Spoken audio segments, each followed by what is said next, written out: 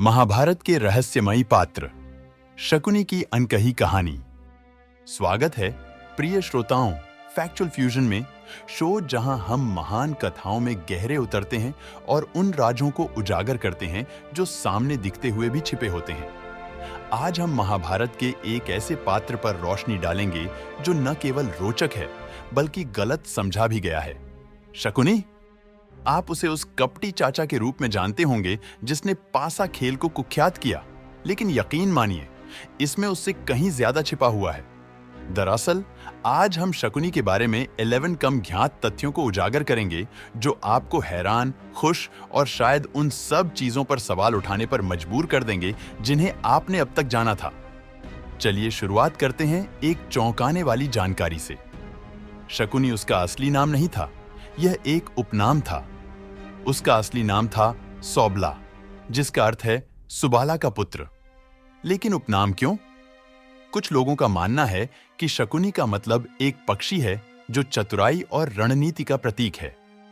अब असली सवाल यह है, अगर वह आज जीवित होता तो उसका इंस्टाग्राम हैंडल क्या होता? @Shakuni_the strategist या @DiceKingOfficial। शकुनी गांधार का राजकुमार था, आज के अफगानिस्तान के कंधार क्षेत्र का। गांधार कोई साधारण राज्य नहीं था, यह कला, संस्कृति और बौद्धिकता का केंद्र था। शकुनी विलासिता में पला बढ़ा, विद्वानों और योद्धाओं से घिरा हुआ। कल्पना कीजिए जब आप महल में रहते हैं और आपकी रात की कहानियां युद्ध रणनीतियों पर आधारित होती हैं। कोई हैरानी नहीं कि वह ऐसा निकला। अब सोचिए, क्या शकुनी जन्म से ही चतुर था या फिर उसके हालातों ने उसे ऐसा बना दिया? यहां एक अंधेरे मोड़ पर आते हैं। जब गांधारी ने धृतराष्ट्र से विवाह किया तो उसके परिवार को एक क्रूर स्थिति का सामना करना पड़ा। कुछ कथाओं के अनुसार राजा सुबाला और उनके पुत्रों को हस्तिनापुर में बंदी बना लिया गया और उन्हें जीवित रहने के लिए मुश्किल से खाना दिया गया। सुबाला ने यह निर्णय लिया कि शकुनी, जो सबसे होशियार था, को सबसे अधिक खाना दिया जाए ताकि वह जीवित रहे और परिवार का बदला ले सके। कितना अजीब है कि खाने की टेबल पर भूख के बजाय यह तय किया गया कि कौन बदला लेने में सबसे सक्षम है।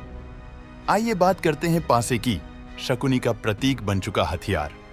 किंवदंती के अनुसार उसके पासे उसके पिता की हड्डियों से बने थे, जिनमें जादुई शक्तियां थीं ताकि वे हमेशा उसकी मर्जी से रोल करें। अब यह तो सच में परिवार का समर्थन है, लेकिन एक सवाल है, अगर आपके परिवार का कोई सदस्य जादुई शक्ति के साथ पैदा हो तो आपका पारिवारिक धरोहर क्या होती? एक भाग्यशाली कलम या कोई रहस्यमय चम्मच? अपनी साजिशों के बावजूद शकुनी में एक गहरी भावनात्मक पक्ष भी था।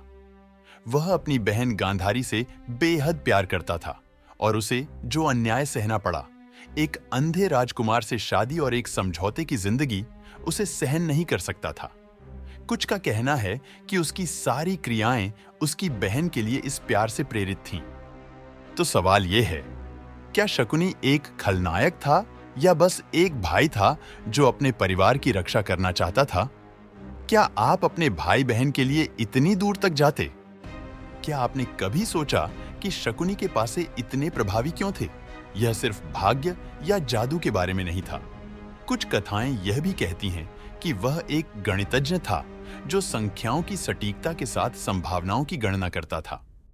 दरअसल शकुनी प्राचीन भारतीय वर्जन में एक कार्ड शार्क था। कल्पना कीजिए, अगर वह आज के जमाने में कैसीनो में होता तो शायद उसे पहला ड्रिंक दिए बिना ही बाहर निकाल दिया जाता। शकुनी सिर्फ एक साजिश करता नहीं था, वह एक मास्टर रणनीतिकार था। उसने सिर्फ खेल नहीं जीते, उसने लोगों, गठबंधनों और यहां तक कि युद्धों को भी नियंत्रित किया। उसकी असली महिमा मानव मानसिकता को समझने में थी। उदाहरण के तौर पर वह जानता था कि दुर्योधन की ईर्ष्या और असुरक्षा का कैसे फायदा उठाना है। सवाल, अगर शकुनी आपका लाइफ कोच होता तो क्या वह आपको सफल बना देता या फिर आपको संदेह और डर में डाल देता? यहां एक दिलचस्प बात है, शकुनी हमेशा जानता था कि उसकी क्रियाएं विनाश की ओर ले जाएंगी, जिसमें उसकी अपनी मौत भी शामिल थी। कृष्ण ने तक प्रोफेसी की थी कि शकुनी की मृत्यु सहदेव के हाथों होगी। फिर भी उसने इसे जारी रखा। क्यों? शायद उसने अपने मिशन पर इतना विश्वास किया था कि वह किसी भी परिणाम का सामना करने को तैयार था। अब एक दार्शनिक सवाल, अगर आपको पता हो कि आपकी मौत तय है, तो क्या आप फिर भी अपनी चुनी हुई राह पर चलेंगे? शकुनी सिर्फ एक कपटी चाचा नहीं था, वह एक कुशल कूटनीतिज्ञ भी था। उसने हस्तिनापुर के लिए गठबंधन बनाने में महत्वपूर्ण भूमिका निभाई। विडंबना यह है कि जो कौशल उसने राज्य को बनाने में इस्तेमाल किया, वही बाद में उसे नष्ट करने के लिए इस्तेमाल किया। कह सकते हैं कि वह अपनी सबसे बड़ी दुश्मन था। अब सोचिए, अगर वह आज के दौर में अंतरराष्ट्रीय संधियों पर बातचीत कर रहा होता, तो क्या वह वैश्विक संकटों को हल करता या फिर और नई समस्याएं खड़ी कर देता? आज भी शकुनी को केवल एक खलनायक के रूप में नहीं, बल्कि रणनीति और चतुराई का प्रतीक माना जाता है। उसका पात्र यह याद दिलाता है कि बुद्धिमत्ता और छल के बीच एक महीन रेखा होती है। यहां एक मजेदार सोच है। अगर भारतीय महाकाव्य में सर्वश्रेष्ठ खलनायक का पुरस्कार होता, तो क्या शकुनी जीतता या फिर रावण शो चुरा लेता? कुरुक्षेत्र युद्ध में शकुनी अंततः सहदेव के हाथों मारा गया और कृष्ण की भविष्यवाणी पूरी हुई। लेकिन यहां ट्विस्ट यह है कि उसकी मृत्यु के बाद भी शकुनी का प्रभाव बना रहा, क्योंकि युद्ध ने कौरव वंश को नष्ट कर दिया। क्या यह शकुनी को एक नायक बनाता है या फिर उसे अंतिम खलनायक, या फिर वह सिर्फ एक दुर्भाग्यपूर्ण जुआरी था? तो ये थे 11 कम ज्ञात तथ्य शकुनी के बारे में। गांधार के राजकुमार ने कैसे महाभारत की कथा को आकार दिया। चाहे आप उसे पसंद करें या नफरत, आप उसकी बुद्धिमत्ता और महाभारत के कथानक में उसकी भूमिका को नकार नहीं सकते।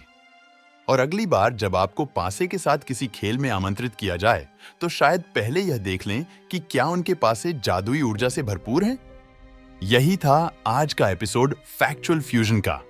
अगर आपको शकुनी के जीवन पर यह गहरी नजर पसंद आई हो, तो लाइक, शेयर और सब्सक्राइब करना न भूलें। और याद रखें, रणनीति एक दोधारी तलवार है, इसे समझदारी से इस्तेमाल करें। अगले समय तक जिज्ञासु रहिए और दयालु बने रहिए।